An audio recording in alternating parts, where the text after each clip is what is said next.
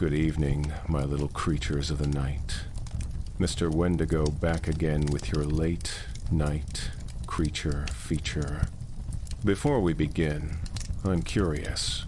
Where are you listening from tonight? Alone in your room? Driving through empty roads? Drop a comment and let me know. I like knowing who's out there in the dark with me. Now then, let's see what tonight's tale brings us. The ones who didn't finish dying. Chapter 1, when the roads went quiet. The first thing that went wrong wasn't the lights. It was the dogs. On the res, dogs are like weather. You don't notice them until they stop doing what they always do. No barking at trucks. No yapping at kids running between houses. No chasing shadows or howling at the moon like idiots. Just a low, constant tension in the air, ears up. Tails tucked, eyes tracking something that wasn't there, or maybe something that was there but shouldn't have been. I was in my auntie's kitchen when my cousin Lila leaned toward the window and said, "Hear that?" I listened. Nothing. That's what she meant. No road noise, no distant engines grinding up the hill, no music bleeding from a neighbor's yard, no coyotes doing their nightly screaming contest with the wind. Not even the usual night bugs, the ones that hum and click and make the dark feel alive. It was like the whole place had been put under glass, sealed off from the rest of the world. We weren't a news family. We weren't the kind of people who doom-scrolled through headlines all day or kept the TV on for background noise. We weren't plugged into the kind of world that screams warnings through little screens every 5 minutes. We had phones, sure, but most of the time they were dead or cracked or sitting on a counter somewhere like expensive rocks. A lot of homes on the res still had radios. A lot of people still preferred getting their information in person, face to face, the way humans did it for thousands of years before satellites started telling us how to feel. So when the outside world started collapsing, it didn't hit us like a headline with a red banner across the top. It hit us like silence. Like the absence of something we didn't know we were listening for until it stopped. There were 4 of us together that first night. Lila, my cousin, early 20s, sharp as a tack, the kind of person who notices the thing nobody else does and then spends the next hour trying to figure out if she's paranoid or just paying attention. Evan, her older brother, built like a fence post, stubborn and steady. The kind of guy who fixes his own truck and doesn't ask for help even when he should. Auntie Mara, their mom, mid-40s, practical in the way that only mothers can be.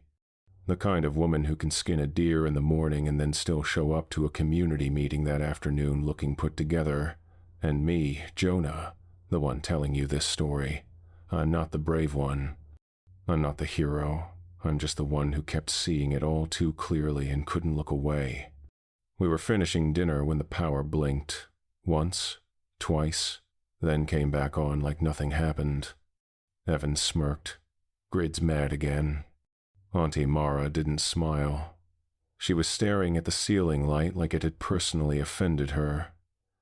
It's been doing that all week. Lila went to the living room and tried the TV. The screen came on, flickered to static, then went black. She tried again. Nothing. She tried the cable box. Dead. She tried her phone's hotspot like that ever works out here. Still nothing. Then her phone buzzed. Not a call. Not a text. An alert. The kind that bypasses your settings and makes a noise you can't ignore. She read it, and her face drained of color, went pale in a way that made my stomach tighten. "What?" Evan asked, already standing. Lila swallowed hard. "It says, shelter in place. Do not leave your home. Do not open doors for anyone. Await further instructions." Evan leaned over her shoulder, reading. From who? Lila kept scrolling, her thumb moving fast. It's a government thing. Emergency broadcast system. But look at the time. It's from this morning, 8 hours ago. Auntie Mara said quietly, "Try calling your uncle." Evan pulled out his phone and dialed. No signal. He tried again, moving to the window like that ever changes anything. Still nothing. He looked at his screen like it had betrayed him. Lila stepped outside onto the porch to check the bars on her phone, holding it up like she was offering it to the sky. I followed her out into the night air. It felt wrong out there, too still, too quiet, like the world was holding its breath and waiting for something to happen, something it knew was coming, but we didn't. From down the road, maybe a quarter mile away, a dog gave one sharp bark, then another, then a long, thin, whining sound that went high and desperate and then cut off mid-note like someone had flipped a switch. Lila whispered, "That's not coyotes." I said, "Could be a cat. Big one." She looked at me like I'd just insulted her entire bloodline. "No, listen." So I did. That's when I heard it, faint at first, barely there, like it was testing whether we were paying attention. A dragging sound. Not close, not far, somewhere in between, like something heavy was being pulled across gravel, slow and patient and stupid, with no regard for whether anyone heard it or not. Evan came onto the porch behind us, letting the screen door slap shut. "What are you two doing out here?" Lila pointed into the dark, toward the road that ran past the house like a thin scar through the night. "Hear that?" Evan paused. His shoulders tightened. He tilted his head and listened the way people do when they don't want to confirm what they're hearing. He didn't say anything for a long second, like he didn't want to give the sound meaning by acknowledging it. Then it stopped. We all stood there, staring at the road, staring at the dark shapes of houses across the way, staring at nothing and everything at once. Auntie Mara called from inside, voice firm, "You three get back in here." We went in and locked the door. That felt like a joke at the time, like locking a screen door against a hurricane, but it was the kind of joke you don't laugh at because laughing feels like tempting something. An hour later, the first scraping hit the side of the house. Just one. Light, deliberate. Like a fingernail dragging slowly across wood, testing the surface, learning the texture. Evan grabbed the flashlight from the kitchen drawer and started for the door. Auntie Mara snapped, "No." Evan stopped mid-step, flashlight in hand, his whole body tense. "It's probably some drunk idiot trying to mess with us," Auntie Mara said, calm and cold in the way that makes you listen.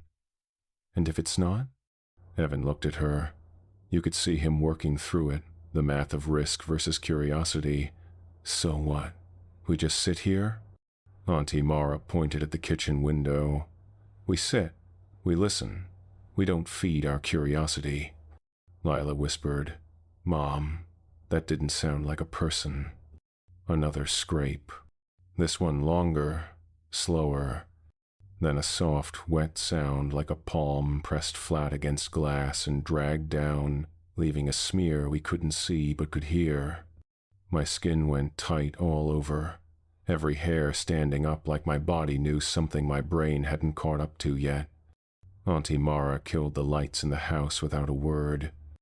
We sat in the dark, 4 shadows inside one larger shadow, and listened as something outside tested the walls with slow, dumb patience. Not banging, not raging, not trying to break in. Learning. Hours passed like that. No screams from distant houses, no gunshots echoing across the res, no sirens wailing in the distance like help was coming. Just the occasional scrape against the siding, the occasional dragging sound on the gravel driveway, and one time, just once, something that sounded like a voice. A voice that wasn't right. It came from outside the living room window, quiet and careful like a child trying not to wake their parents in the middle of the night. A vein. Evan's whole body went rigid, every muscle locking up at once. Lila's hand shot out and gripped his wrist so hard her knuckles went white, and I could see her nails digging into his skin even in the dark. Because that wasn't a stranger's voice calling from the yard. That sounded like Kayla. Evan's cousin, the one who lived 2 roads over in the blue house with the broken porch railing. And we all knew deep in the part of us that never lies, the part that kept our ancestors alive when saber-toothed cats still walked the earth, that she wasn't standing outside in the dark calling his name like that. Not at 2 in the morning. Not with the world silent and wrong. Not with her voice sounding like that, flat and empty, like someone reading words off a card without understanding what they meant. Evan whispered hoarsely, "Kayla?" Auntie Mara hissed, "Don't answer." Outside, the voice tried again, and this time you could hear it the wrongness, like someone had recorded Kayla saying his name and was playing it back through a broken speaker. "Yvonne, open." Then came the scrape. Slow, careful, deliberate, like nails searching for the seam in the window frame, looking for the weak spot, the place where the glass met the wood. That night ended without an explosion, no big moment, no hero stuff, no dramatic confrontation where someone grabbed a weapon and charged outside to face the thing head on. Just dawn crawling in through the windows, gray and sick-looking, the light weak and watery like the sun was struggling to care. And the scraping stopped. Like whatever it was didn't like the light, or didn't need the light, or had learned enough for one night and decided to go somewhere else. We didn't open the curtains. We didn't go outside to check for tracks or evidence or proof. We sat in that dim, filtered daylight and waited for the world to explain itself. It never did. By the second night, we started to understand that waiting for an explanation was a luxury we couldn't afford. The power went out completely around sunset. No warning, no flicker, just a hard stop, like someone had pulled the plug in the entire res. The hum of the refrigerator died. The digital clocks went dark. Even the little green light on the smoke detector blinked out. Auntie Mara lit candles and told us to stay away from the windows. Evan wanted to go check on the neighbors, the Whitehorse family 3 houses down. Auntie Mara told him no, he argued. She didn't budge. And when Evan gets stubborn, he's like a boulder. You can't move him. You can only wait for him to move himself. But Auntie Mara was worse. She stood in front of the door, arms crossed, and said, "You go out there. You don't come back in. I will not open this door after dark. Not for you. Not for anyone." Evan stared at her like she'd grown a second head. "You serious?" "As a heart attack," Auntie Mara said, and she meant it. So Evan stayed. And a good thing, too, because around 9 o'clock, the scraping started again. But this time it wasn't just one thing. It was multiple. Different rhythms, different locations, one at the back door, one at the side window, one at the corner of the house where the porch met the wall. Lila sat on the couch with her knees pulled to her chest, eyes wide and unblinking. "There's more than one."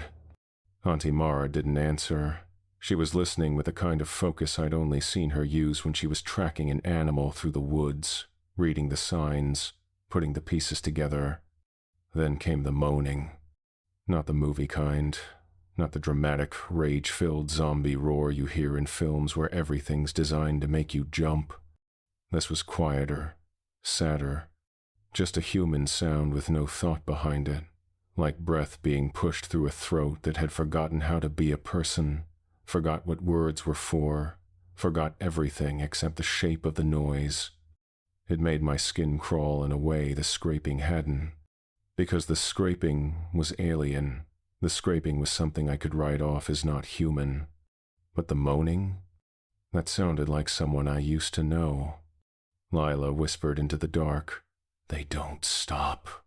Auntie Mara said quietly, "No, they don't." Evan listened near the front door with the rifle across his lap, his face set in that expression he gets when he's trying to brute force reality into obeying him. Like if he just scowls hard enough, the world will remember how it's supposed to work. Then softly, almost politely, something tapped on the front door. Once, twice. Then a third time, slow and deliberate, the way you knock when you're being respectful, when you're trying not to startle the person inside.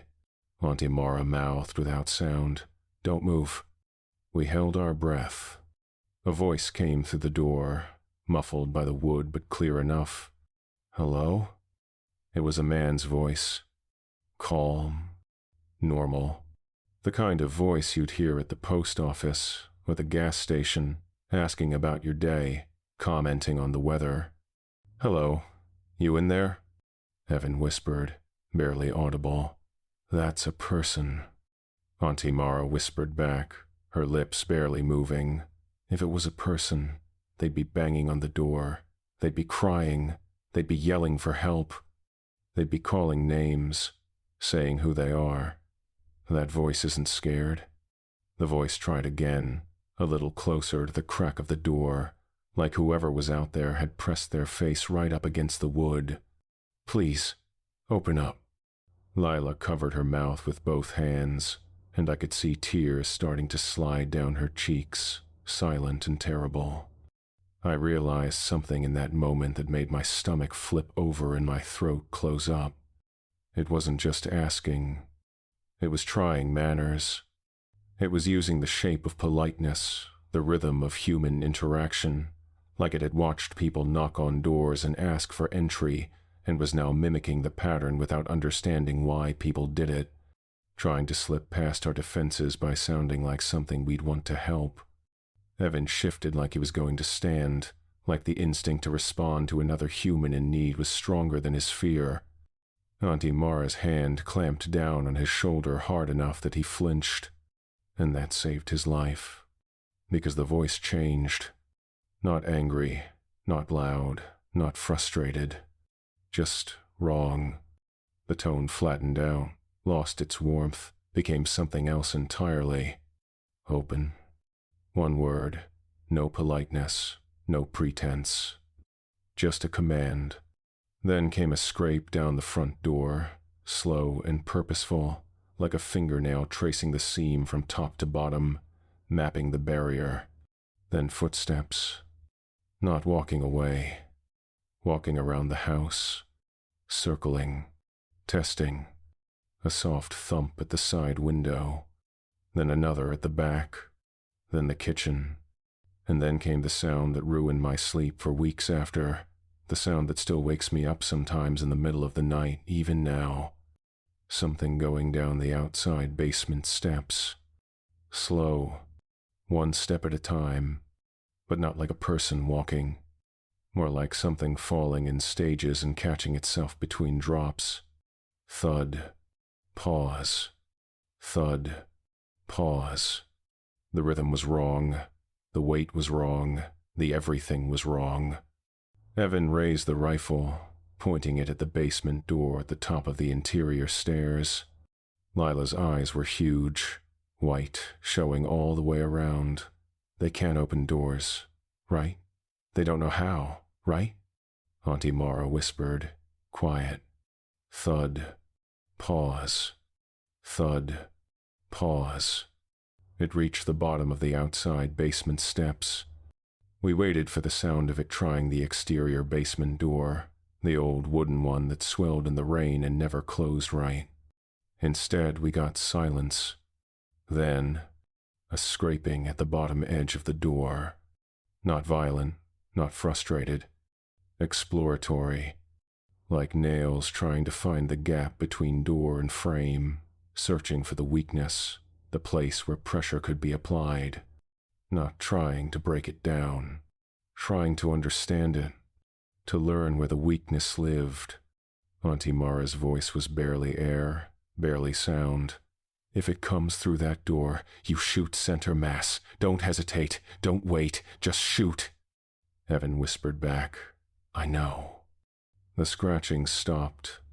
We waited for the next sound, muscles locked, barely breathing. Instead, we got a voice. Right against the basement door, and it wasn't the man's voice anymore. It was my mom's. I hadn't heard my mom's voice in 3 days, not since the phones went out, not since the silence came. I hadn't even let myself think about her, hadn't let myself imagine where she was or what had happened to her. And now it came through the wood, warm and familiar and absolutely wrong. Jonah, baby, open the door. My blood turned to ice in my veins.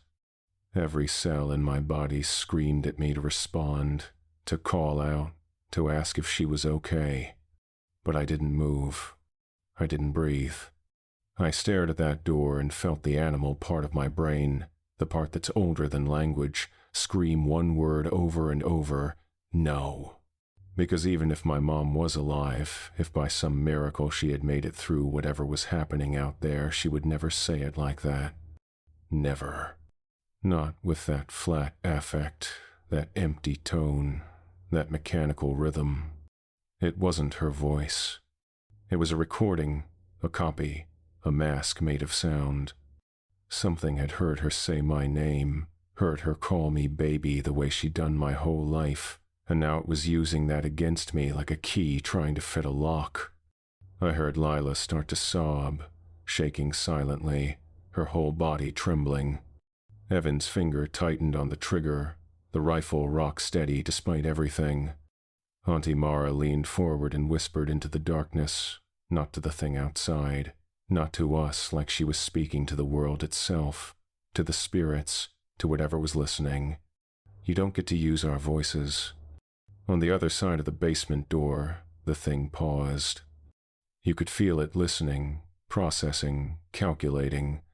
Then it tried again, and this time the voice was a little off, like a recording played at the wrong speed. Jonah, open.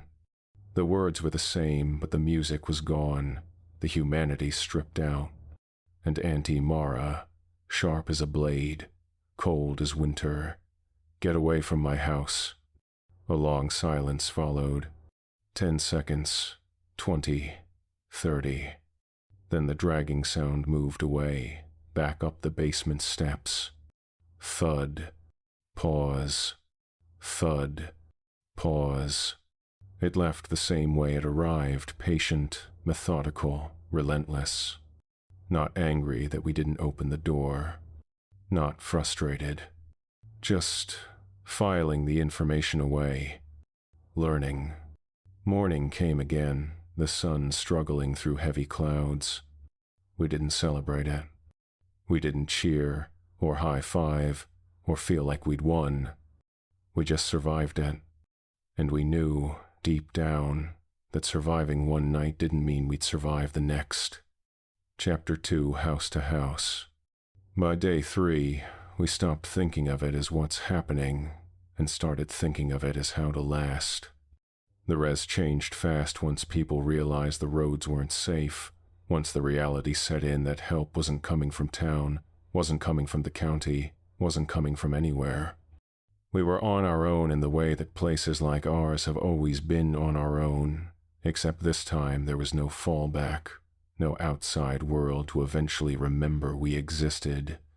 At first, it was confusion. Folks walking outside in broad daylight, yelling for neighbors, trying to get a signal on their phones, standing in their yards like if they just waited long enough the world would start making sense again. Some people drove toward town and came back white-faced and shaking, refusing to talk about what they'd seen. Some didn't come back at all, and we learned not to ask about them because asking meant accepting they were gone. Then it became routine, the way survival always does when you don't have the luxury of falling apart. You didn't travel at night, period. No exceptions, no emergencies worth dying for. You didn't answer voices outside, no matter who they sounded like, no matter how much they begged. You didn't open doors for anybody you didn't see in full daylight, standing in clear view, proving they were real. And even then, you didn't fully trust daylight. Because by the end of the first week, we learned the thing that really matters in an apocalypse, the thing they don't tell you in movies or books. Food doesn't run out first. Water doesn't run out first. Courage does. We stayed at Auntie Mara's place until the pantry thinned to nothing but canned corn and expired saltines, until the water pressure died and the taps just hissed air. Evan made a run to the shed out back for the water jugs we kept stored and came back shaking, his face pale and tight. "What?" Lila demanded, already on her feet. Evan swallowed hard, his Adam's apple bobbing. "There's tracks." "Animal?" I asked, even though I already knew the answer from the look on his face. He stared at me with flat, tired eyes. "No." He took us to the back window and pointed. In the dirt around the shed were footprints, messy, dragging, like somebody walking with one leg stiff or broken. The prints were shallow, like the person making them didn't have weight anymore, like they were just going through the motions of walking without the substance behind it. And at the end of the trail, by the shed door, were marks. Long vertical lines scraped into the wood. Not claw marks, not the angry gouges of something trying to break in.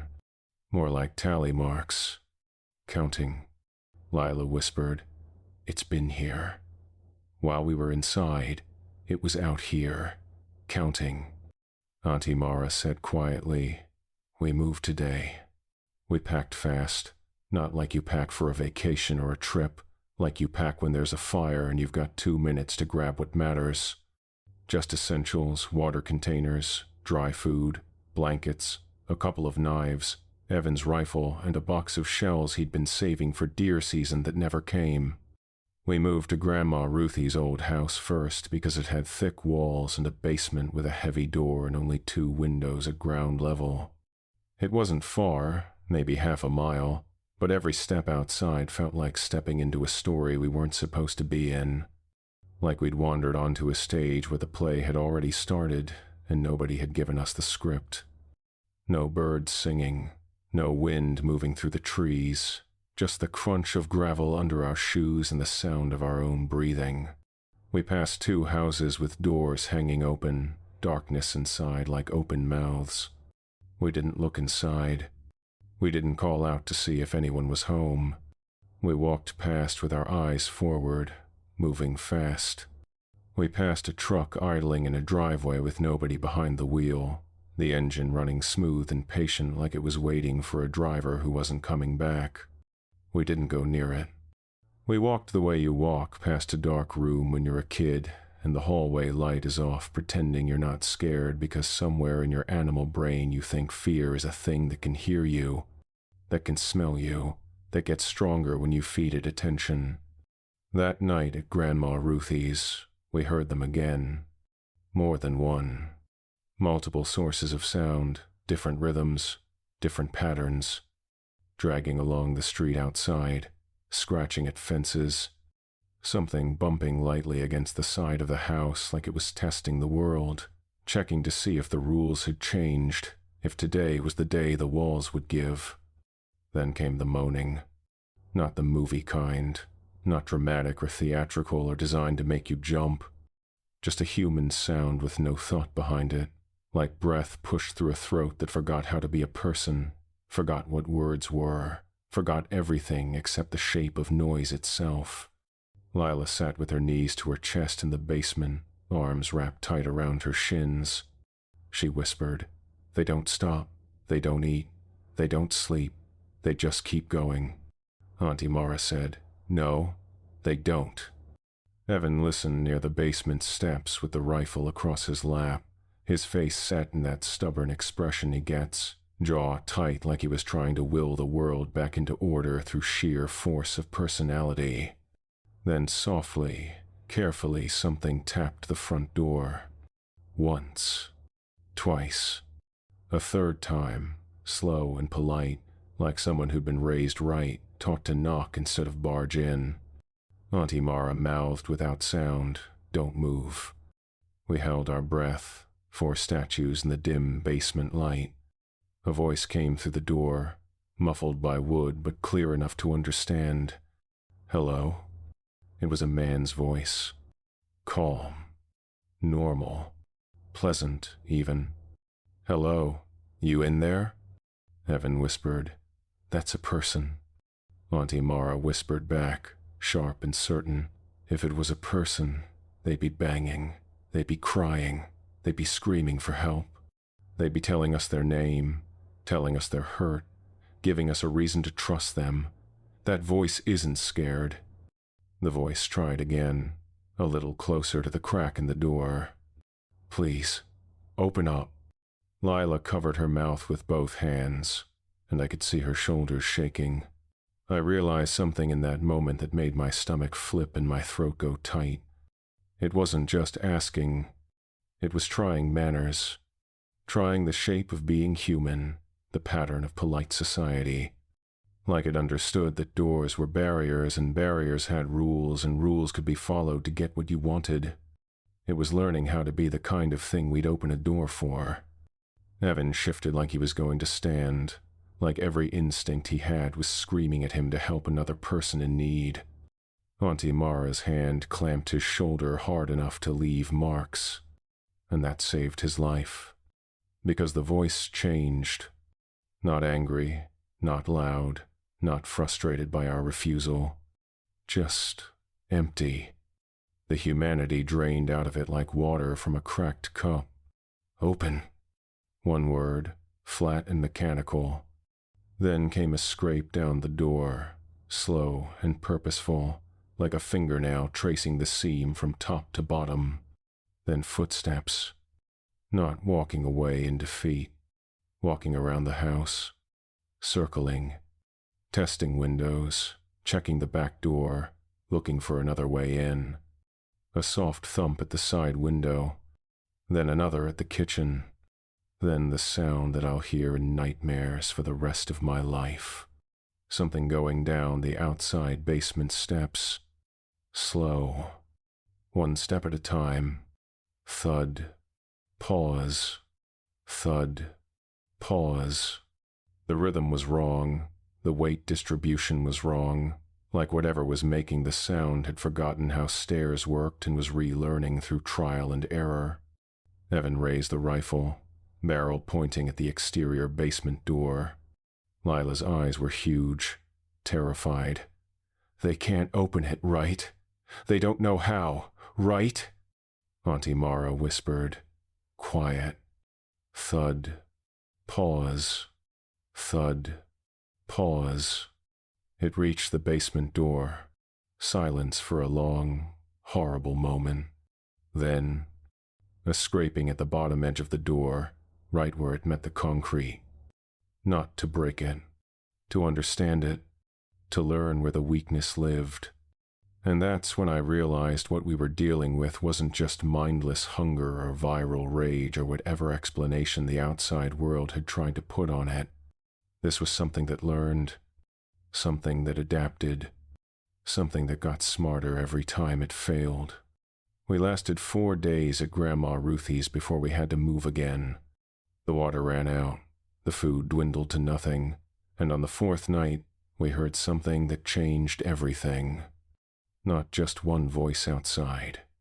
Not just random moaning or scraping. We heard them moving together, coordinated. I was on watch near the ground-level window and I saw them in the moonlight, 3 shapes moving down the street in a line, perfectly spaced, like soldiers on patrol or workers on an assembly line. They weren't stumbling into each other. They weren't wandering aimlessly. They were searching in a pattern, systematic and thorough, checking each house one by one. I whispered, Evan, look at this. He came to the window, and I watched his face change as he processed what he was seeing. They're working together, he said quietly. Auntie Mara joined us, her expression grim. They're not fighting each other. They're not competing. They're cooperating. Lila asked, how? Zombies don't do that. Zombies are supposed to be mindless. Auntie Mara looked at her. Who said they were zombies? That hung in the air for a long moment. Because she was right. We'd all been thinking it, calling it that in our heads, comparing it to movies and TV shows. But zombies were supposed to be stupid. Zombies were supposed to be animals, driven by hunger, easy to outthink if you kept your head. These things were learning our patterns, learning our defenses, learning how to be human enough to slip past our guard, We saw our first death on day 8. We were moving again, this time to the old community center because it had thick concrete walls and high windows and only 2 entrances we could barricade. We were crossing between houses in the gray pre-dawn light when we saw them. Mr. Red Cloud and his wife Sarah, trying to make a run for their truck. They were fast, moving with purpose, clearly had a plan. They almost made it. Mr. Red Cloud got the driver's door open, was reaching back to help Sarah into the truck when one of them came around the corner of the house. Not running. Walking. Just walking with that stiff, dragging gait, arms hanging loose. Mr. Red Cloud saw it and froze for half a second, and that half second cost him everything. The thing grabbed his arm. Not violently, not with the savage attack you'd expect. Almost gently, like it was greeting an old friend. Then it pulled, and Mr. Red Cloud's shoulder came out of its socket with a wet pop we could hear from 30 yards away. He screamed.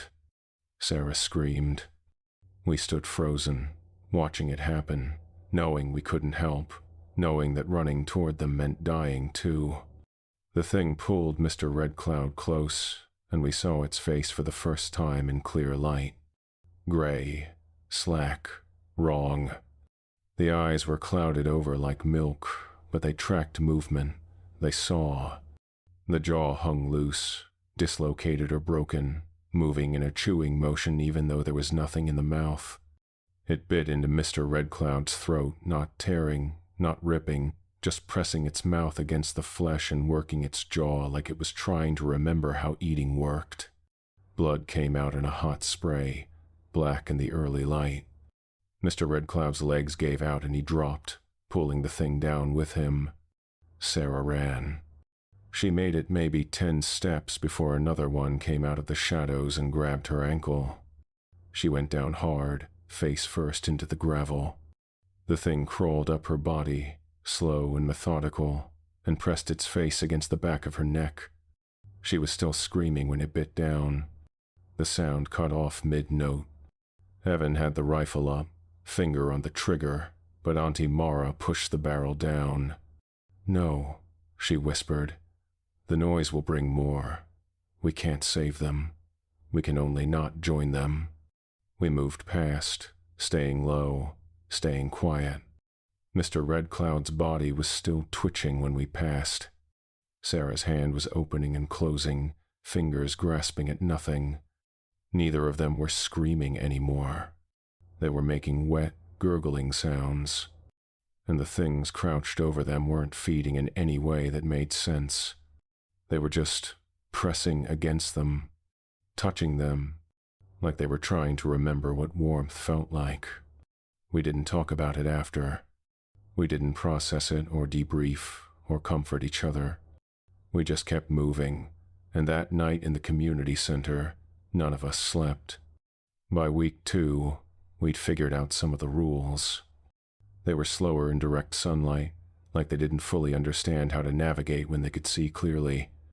They gathered in groups but didn't communicate in any way we could recognize, no sounds between them, no gestures, just a kind of hive awareness that made them move together. They tested barriers repeatedly, learning which ones gave, which ones held, which ones could be bypassed. And the worst thing, the thing that kept us awake even when exhaustion should have knocked us out, they remembered people. Not the way you and I remember, with love or connection or shared history. They remembered the sound of a name, the shape of a face, the rhythm of how someone knocked on a door. One night we heard Lila's name being called from outside, over and over, in a voice that sounded like her friend Maya who lived on the other side of the res. "Lee, Hila, are you there? Lila, I'm scared. Please open the door. Please." Lila sat with tears streaming down her face, hands clamped over her ears, whispering, "It's not her. It's not her. It's not her." Auntie Mara held her while the voice outside tried different variations, different emotional tones, searching for the one that would work. Lila, help me. Lila, I'm hurt. Lila, please. Each one slightly different, like it was learning which words carried the most weight, which combination of sounds would be most likely to trigger a response. Eventually it gave up and moved on. But the damage was done. Because now we knew, it wasn't just mimicking randomly. It was experimenting, testing, trying to crack the code of human emotion. We ran into other survivors sporadically. Most were too scared to talk, too paranoid to trust anyone. Some had lost their minds, sat rocking in corners, talking to people who weren't there.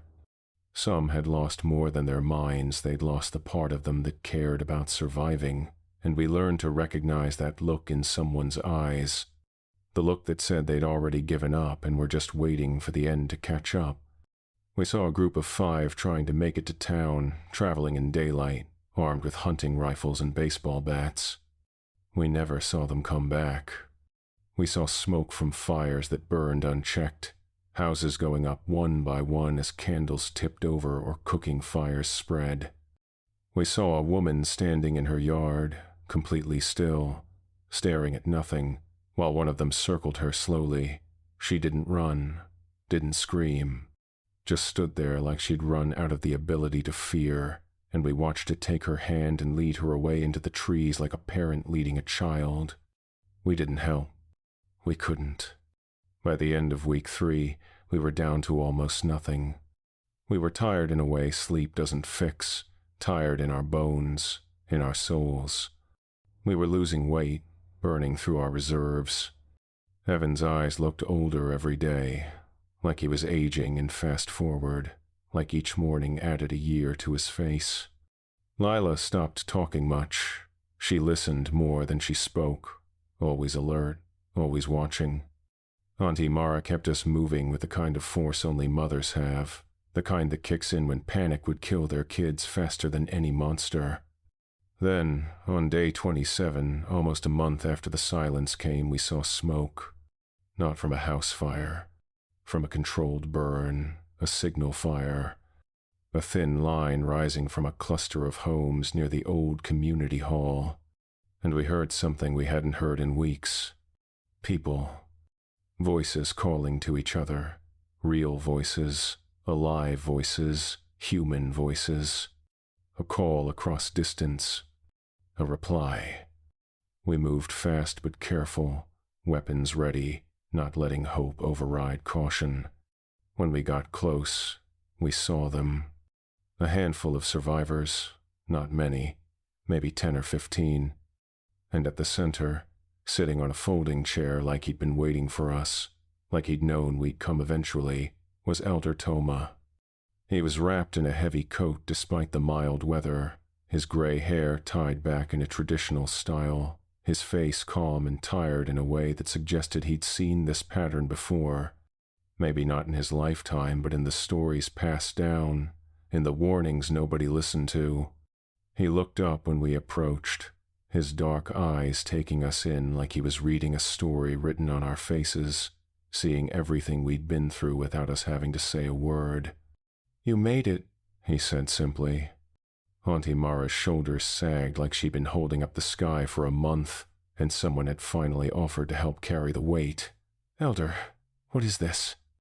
Elder Tomah didn't answer right away. He stared past us toward the tree line, where the shadows leaned thick and wrong, where we could feel them watching even if we couldn't see them. Then he said quietly, in a voice that carried the weight of generations, "The dead don't know they're done." Chapter 3, The Elder's Plan. We sat around a table inside the community hall with maybe 15 people left out of a place that should have had hundreds, out of a community that used to fill this room for birthdays and graduations and funerals. Back when death was something that happened to individuals and not something that walked around wearing their faces afterward. Some were injured, wrapped in makeshift bandages that were already dirty and probably infected. Some were staring into nothing, eyes glazed over like they'd retreated somewhere deep inside themselves where the world couldn't reach. Some clutched blankets like they were holding on to the last proof that warmth existed, that comfort was real, that the world hadn't completely forgotten how to be gentle. Elder Tomah stood at the front of the room, and I'm telling you, the man didn't look like someone about to deliver a speech or rally the troops or give us some inspirational message about hope and survival. He looked tired. He looked like he'd been carrying something heavy for a long time and was finally setting it down whether we wanted to pick it up or not, whether we were ready for the weight of it or not. The outside world called it something, he said, his voice quiet but carrying through the room like smoke. They tried to name it so they could control it. Gave it letters and numbers like a disease code, like a classification, like if they could just file it in the right category it would start following their rules. But names don't control spirits. Names don't control grief. Names don't control the things that were here before we had words for them. A young man near the back asked, voice shaking, barely more than a whisper, "Is it sickness? Like a virus or something? Something that spreads?" Elder Tomah shook his head slowly, and there was something in that gesture that made my stomach drop, made the hair on my arms stand up. Not pity, not condescension. Just the weight of knowing something the rest of us were still catching up to, still trying to wrap our heads around. Sickness ends, he said. Bodies fight it off or they don't. Either way, there's a conclusion. There's a finish line. This is unfinished. Lila leaned forward, elbows on the table, her face pale and drawn. Unfinished what? Elder Tomah looked at her, then at all of us, taking his time like he was deciding how much truth we could handle, how much reality a person can absorb before they break under the weight of it. You ever see a person with a job they refuse to stop doing? He asked. Even when it kills them? You ever see someone hold on to anger like it's the only thing keeping them alive, like if they let it go they'd just disappear? You ever see someone die but refuse to accept it? Refuse to let go of the things they were holding when death came? No one answered because we all knew people like that. Hell, some of us were people like that. Elder Tomah continued, his voice low and steady, the way you talk when you're explaining something important to a child, something they need to understand even if it scares them. Now imagine death came, he said, and they didn't let go. Imagine the body went cold but the wanting stayed, the needing stayed. The unfinished business stayed, anchored in the meat and bone even after the spirit should have moved on. And imagine something old, something that's been sleeping in the ground for longer than we've had roads or buildings or electricity, longer than we've had towns or names or written language. Woke up and found all that wanting just lying there in the dirt, ready to be used. Evan frowned, shifting in his seat, his jaw tight. So what? They're possessed? Like in the old stories? Elder Tomah's mouth twitched like he almost smiled, but there was no humor in it, nothing warm or comforting. You want a clean word. You want a box to put it in so you can understand it and maybe control it, maybe fight it with the right prayers or the right tools. I can't give you that. What I can tell you is this, those things out there, they're not hunting like animals. Animals get tired. Animals get distracted. Animals fight each other over food and territory. He stepped to the window and pointed outside, toward the distant houses where we'd seen the shapes lingering in the dark, where we knew they were, even now, waiting for night to fall. These things circle like storms, he said. They gather like rain clouds. They press like snow piling up on a roof. They test like wind searching for cracks in the walls. They learn from each other because they're not separate. They're fingers on the same hand, and that hand, it's been hungry for a very, very long time. My voice came out rough, barely more than a whisper, my throat tight. Why do they use our voices? Why do they sound like people we know? Elder Tomah's eyes narrowed, and for the first time I saw something in them that looked like old fear. Not panic, not fresh terror. The kind of fear you live with so long it becomes part of your bones, woven into the fabric of who you are. Because it doesn't have one of its own anymore, he said. It borrows, it mimics. It tries to slip past your heart by sounding like the people you love, the people you'd die for, the people you'd open a door for without thinking. It remembers the shapes of things, doors, windows, manners, greetings. It's learning how to be human enough to get inside, learning the pattern of us, the rhythm of how we move through the world. A woman near the back whispered, tears streaming down her face, "I heard my son, my boy. He's been gone for 2 weeks and I heard him calling for me." Someone else said, voice breaking, "I heard my husband. He sounded hurt. He sounded scared. I almost opened the door." Someone began to cry, deep wrenching sobs that cut through the room harder than any monster noise, harder than any scraping or moaning, because it was real grief, human grief. The kind that comes from losing everything you thought you could count on.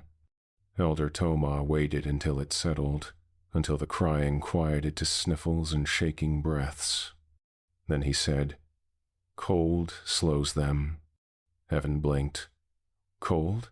Like temperature?" Elder Tomah nodded. "They don't like snow. They don't move right in it. The bodies freeze solid and whatever's using them can't puppet them as well. They get still." Auntie Mara asked, her voice sharp and focused. "Still as in dead? Like actually dead?" Elder Tomah's voice lowered. "Still as in quiet. Still as in dormant. The thing using them goes hungry when it can't feed on warmth, when the heat of living bodies is too far away, when the cold starves it." He turned from the window and looked at us like a man giving directions on a dangerous road, like someone who'd walked this path before, maybe not in this lifetime, but in the stories he carried.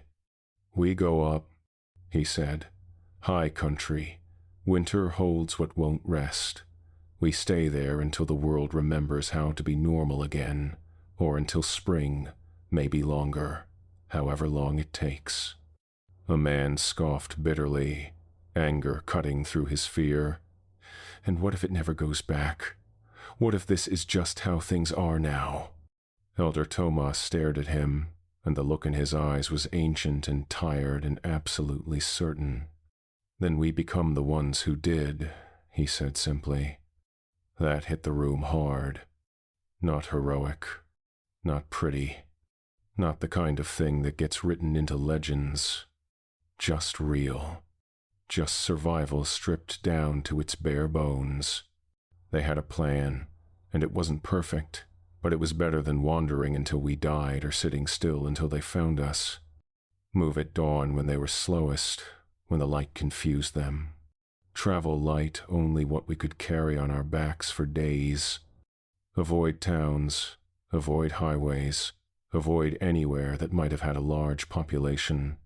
Head into the mountains where snow stayed longer, where the cold would give us an edge, where elevation and isolation might buy us time. We spent that night preparing, and I use the word night loosely because none of us really slept.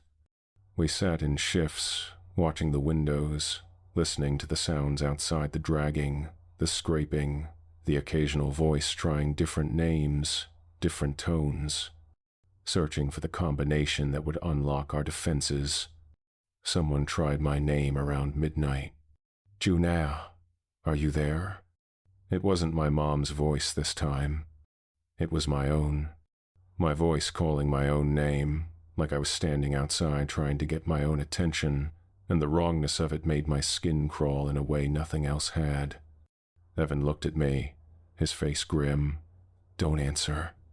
I wasn't planning to, because whatever was out there wearing my voice didn't sound scared or hurt or lost.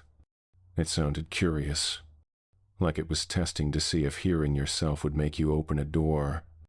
We left the next morning, just as the sun broke over the horizon and painted the world in shades of gray and gold. A line of survivors, 15 souls wrapped in whatever coats and blankets we could scrounge, carrying backpacks and duffel bags stuffed with what little life we could fit, canned food, water bottles, knives. 2 rifles between us, a handful of shells, first aid supplies that were already running low. Evan took point, rifle across his chest, eyes scanning constantly. Auntie Mara stayed near the middle, keeping the group together, her presence alone keeping people from scattering. Lila and I moved together, watching the sides, watching the shadows. Elder Tomah walked near the back, steady and calm, like he'd done this before, like he knew exactly where we were going and what we'd find when we got there. As the res fell behind us, I looked back once, just once, and I saw them. Down near the tree line, shapes stood in the shadows between houses.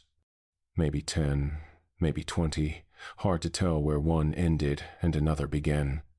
Not charging, not screaming, not even moving, just watching, waiting. And when the first snow started, small flakes drifting down like ash from a distant fire, those shapes didn't follow. They lingered at the edge of the res like dogs afraid of a fence they couldn't see, like they understood on some level that the cold was a barrier, that the snow was a threshold they didn't want to cross. But they didn't leave. They just stood there, patient and still, and I knew they'd be there when we came back. If we came back. We climbed into higher ground, where the air thinned and breathing became work, where the trees changed from pine to aspen to scraggly things that barely held onto the rocky soil.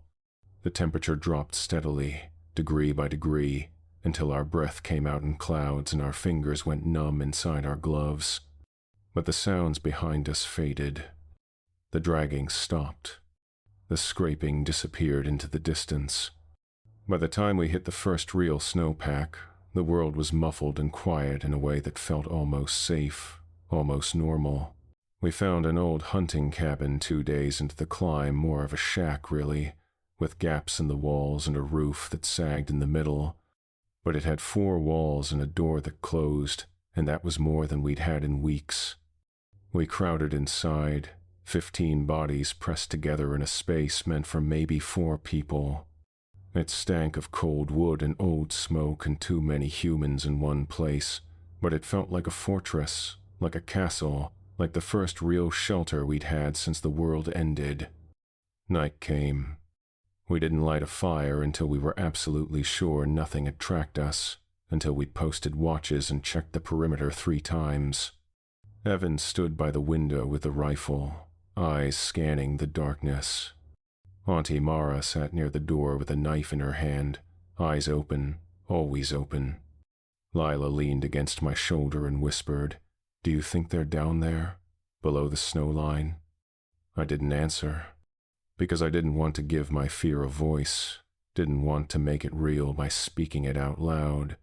But in the middle of the night, when the wind dropped and the world went perfectly still, I heard something faint and far away, carried up from below on the cold air. A dragging sound. A scrape. Not close. Not yet. But there. And then very softly, like someone calling across a valley, like an echo of something that shouldn't be able to reach this high. Jonah. My stomach turned over. Evan's head snapped toward the sound, his eyes meeting mine in the dark.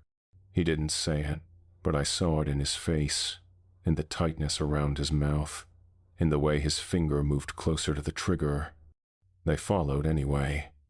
They just didn't like the snow. They didn't like the cold. But they wanted what was inside us enough to try. Wanted it enough to climb. Wanted it enough to suffer. Because whatever was using them, whatever ancient, hungry thing had woken up and found all that unfinished wanting just lying there in the dead, it didn't give up. It didn't get tired. It didn't stop. It just kept learning. Chapter 4, Winter Hold. We stayed in that cabin for days that blurred into weeks, marking time by the sun when we could see it and by our slowly dwindling supplies when we couldn't. The snow thickened, piling up against the walls until we had to dig ourselves out every morning just to see if the world was still there. The world froze solid, locked in ice and silence.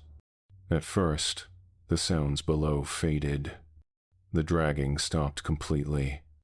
The scraping disappeared like it had never existed. The voices went quiet. We started to breathe again, started to believe that maybe Elder Tomah was right. Maybe the cold really did hold them, really did keep the hungry thing at bay. We rationed the food carefully, making each can last 2 days, splitting everything into portions so small they barely counted as meals.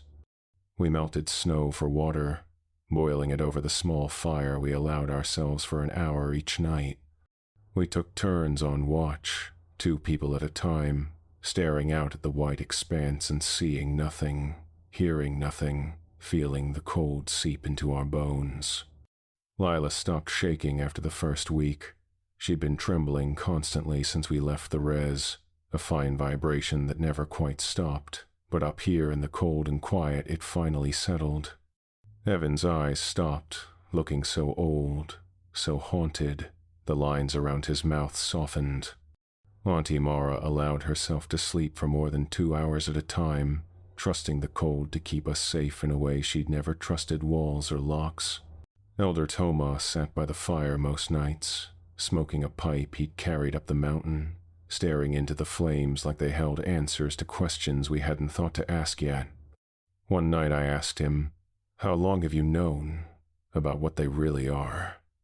He was quiet for a long time, smoke curling up toward the gap-filled roof. Then he said, "The stories have always been there.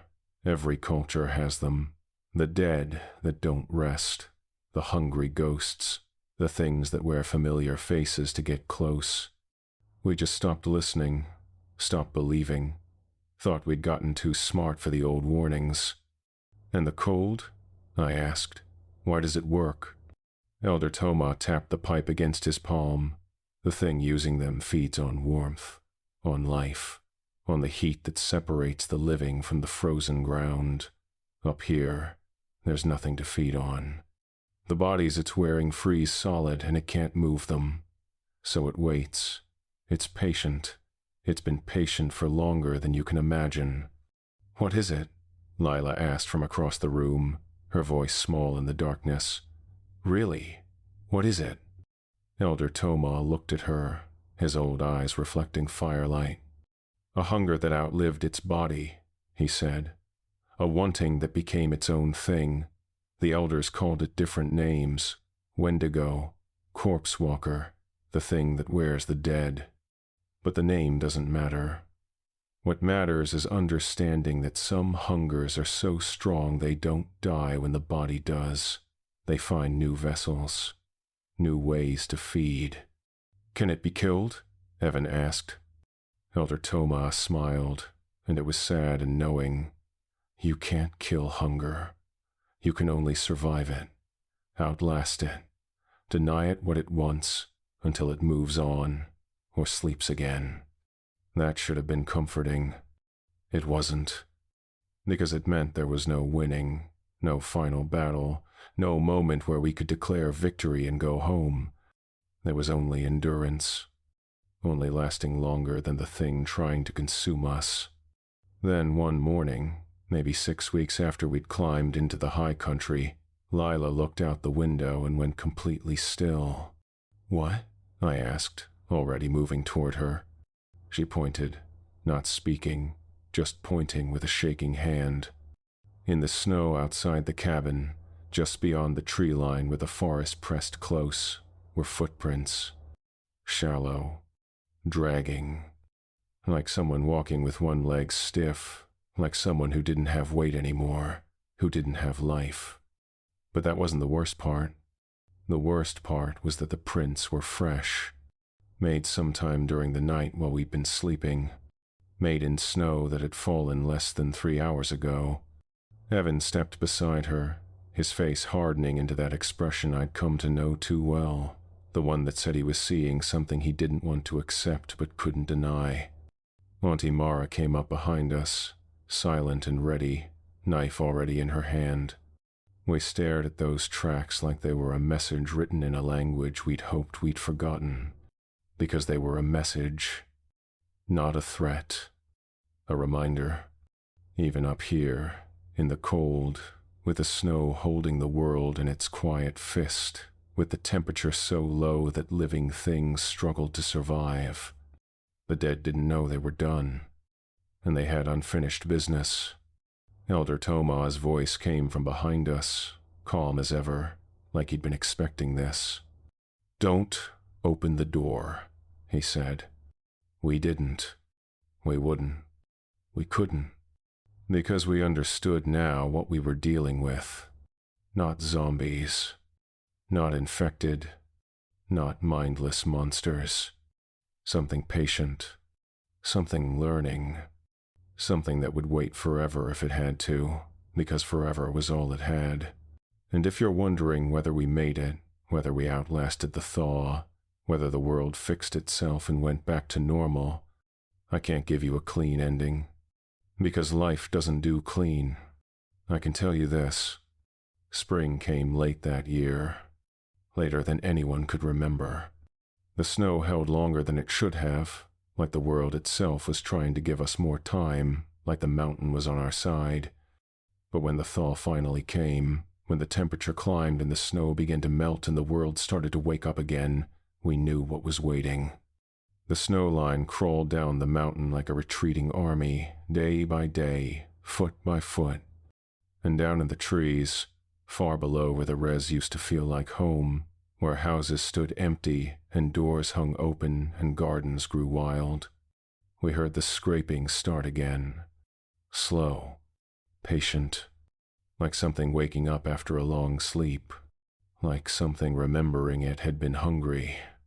Like something that had all the time in the world and knew we didn't. Elder Tomah stood at the cabin door, looking down toward the valley, and said quietly, "We have a choice. We can stay here and starve slowly, or we can go down and face what's waiting." Evan checked his rifle. "How many shells we got left?" Auntie Mara said, "Not enough." Lila looked at me, her eyes asking a question she didn't want to speak out loud. I didn't have an answer. Because the thing about surviving isn't just about outlasting the danger. It's about deciding what kind of person you want to be when the danger never really ends. It's about choosing whether you keep running, or whether you plant your feet and say this far, no further, even knowing you'll probably lose. We're still up here. Still in the cabin. Still hearing the sounds climbing closer every night. Still making the same choice every morning, stay one more day. And maybe that's all survival really is. Not winning. Not escaping. Just deciding to see one more sunrise. Just refusing to let the hungry thing win by default. Just lasting. Because the dead don't know they're done. But the living? We're still learning how to be. Folklore note. The concept of the restless dead appears in cultures across the world, but what happened on the reservation carries echoes of specific indigenous traditions about unfinished business and the danger of grief that won't let go. In many Native American traditions, there are stories about spirits that couldn't move on sometimes because of violent death, sometimes because of tasks left undone, sometimes because the living wouldn't let them go. The Anishinaabe speak of Jiabe, spirits of the dead who linger. The Lakota tell of Wanagi, ghosts that walk. The Dene have their own warnings about the Chindi, the part of a person that remains when death comes in the wrong way. But this wasn't quite any of those. What Elder Tomah described a hunger that outlived its body and learned to use the dead as vessels shares characteristics with the Wendigo tradition, but it's not quite the same. The Wendigo is about transformation, about a living person becoming a monster through cannibalism or desperate hunger. This was something older, something that had been sleeping and woke up hungry, something that found the recently dead and used them like tools, like gloves to handle the warmth it craved. The cold as a defense isn't superstition a euro, it's practical knowledge passed down through generations. Many spirits of hunger and consumption are said to be repelled by extreme cold, weakened by it, driven dormant by it. The winter months were traditionally times when certain protections weakened and others strengthened. Snow was considered purifying in many traditions, a blanket that held certain things at bay. What's important to understand is that the people who survived didn't dismiss the old stories. They didn't write them off as primitive superstition or pre-scientific ignorance. When Elder Tomah said, "The dead don't know they're done," he was drawing on generations of knowledge about what happens when death comes wrong, when grief is too strong, when the living and the dead become tangled in ways that violate the natural order. The outside world tried to classify it, contain it, explain it with their systems and their science. They failed because they were asking the wrong questions. They wanted to know, what is it? When they should have been asking, what does it want? And the answer to that second question was simple: warmth, life, the thing that makes us different from the cold ground, the thing it lost and could never get back, the thing it would spend eternity trying to reclaim, wearing the dead like masks, learning the patterns of the living, patient as stone, hungry as winter. The survivors in the mountains understood something the outside world didn't.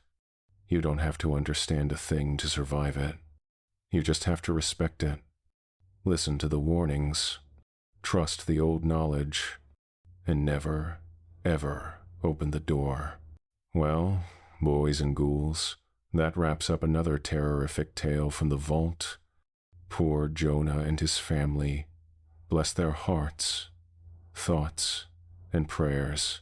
Kidding. Thought they could outlast the hunger by hiding in the mountains.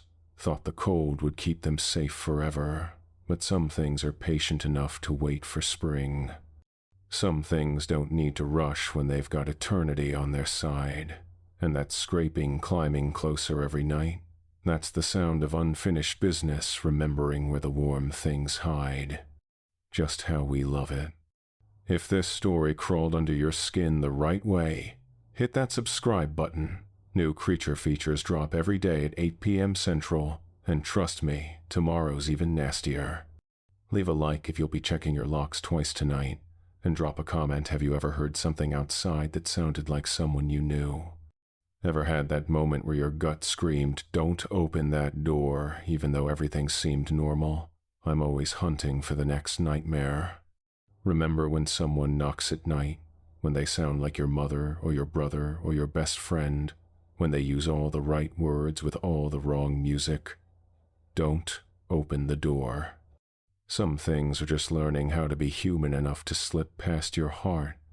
Until next time, kiddies, keep your fires burning and your eyes on the trees. This has been your late night creature feature. I'm Mr. Wendigo, and the dead are always learning.